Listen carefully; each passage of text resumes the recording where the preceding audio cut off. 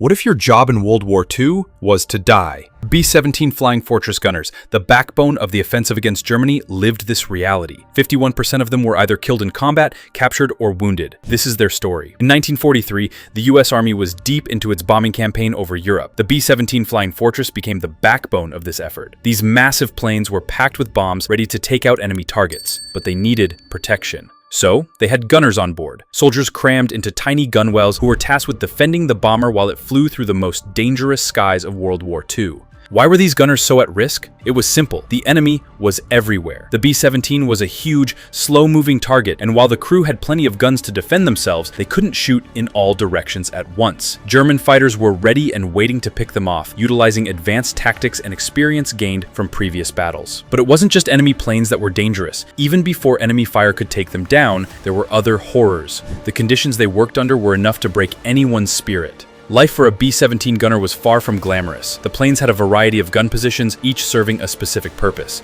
And while the aircraft boasted up to 13 machine guns, the gunners had the hardest job of all, defending their plane from every angle.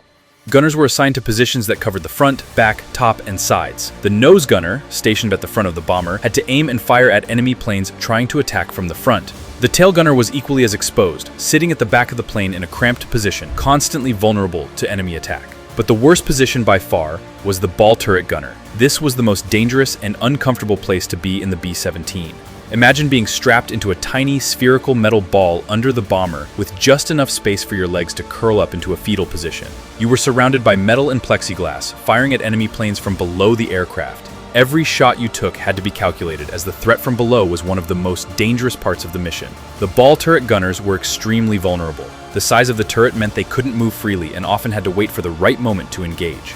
A hit to the aircraft or the turret could mean death for the gunner, and many of them didn't survive the attacks. The terrifying truth was that often, if the bomber went down, the ball turret gunner was one of the first to be lost.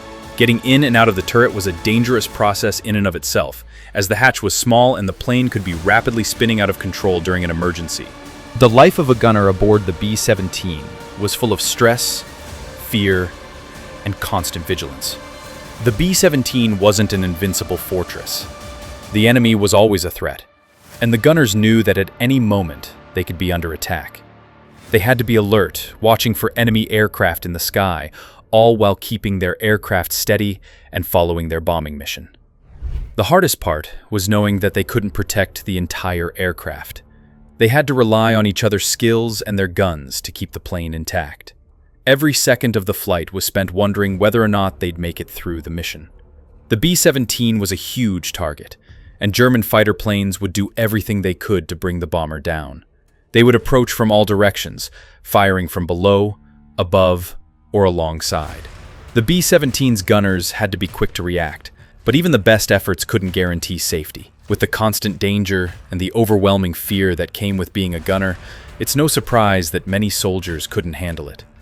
The death toll among bomber crews was staggering, and while the B-17 was often described as a flying fortress, it wasn't invincible.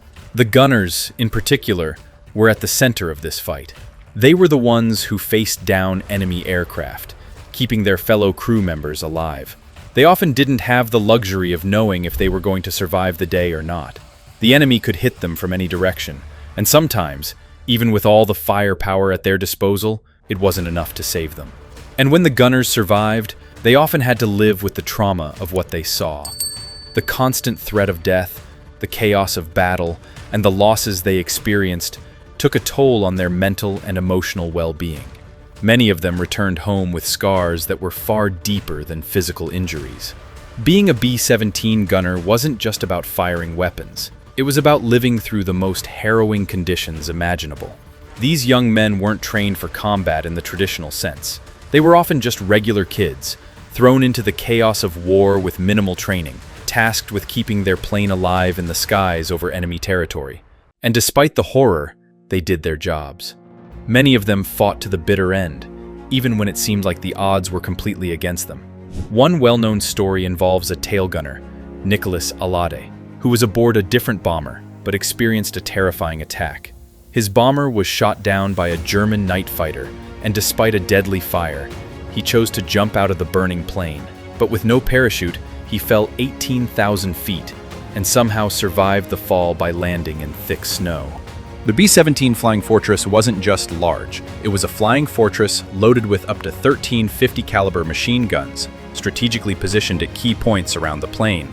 The nose gunner manned 2 guns at the front, while the tail gunner covered the rear. There were also waist gunners on either side, and the top turret gunner and ball turret gunner kept an eye on the upper and lower parts of the aircraft. Despite its firepower, the B-17 was far from invincible.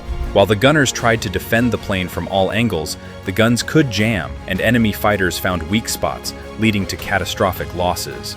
Although the B-17 had self-sealing fuel tanks and double-layered skin to help it survive hits, these protections weren't always enough to stop the damage. But the dangers faced by the B-17 gunners didn't just come from enemy fighters or flak. Life inside the bomber was brutal. The altitude, freezing temperatures, and lack of oxygen meant that gunners were at risk of suffering severe frostbite if they weren't properly equipped.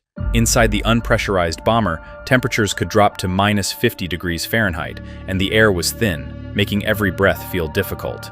To survive these harsh conditions, gunners had to wear electrically heated suits and oxygen masks, but these life-saving devices could fail at any moment, and if that happened, the consequences could be deadly. Without proper oxygen, gunners could lose consciousness and never wake up. Even if they managed to survive the cold, the physical toll on their bodies was extreme. If they were hit by bullets or shrapnel, their blood would freeze as it left their body due to the freezing temperatures. Being a gunner in these conditions was a slow and painful experience for many. Beyond the violence and danger of combat, the mental strain of flying in such conditions for hours at a time led many gunners to struggle with post-traumatic stress disorder, PTSD, a challenge that lingered long after the war. The worst part for many B-17 gunners wasn't just the violence, it was the helplessness they sometimes felt as they watched their friends and crew members die. Once the plane was hit, there was little they could do. If the bomber was set on a crash course, the gunners were usually trapped, unable to escape the flames and chaos around them. Many crews died together, never getting the chance to bail out or survive the attack. Even though the war ended decades ago, the legacy of the B-17 gunners lives on. These men, often forgotten by history, were a vital part of the U.S. military effort during World War II. Their stories are filled with unimaginable hardships, but also incredible courage and sacrifice. These gunners were ordinary people, thrust into extraordinary circumstances, and they rose to the challenge. The B-17 gunners did not have the luxury of choosing a safe job. Instead, they found themselves in the most dangerous positions, often without proper equipment or support. But through all the hardships and losses, they fought on, playing an essential role in the success of the Allied bombing campaign.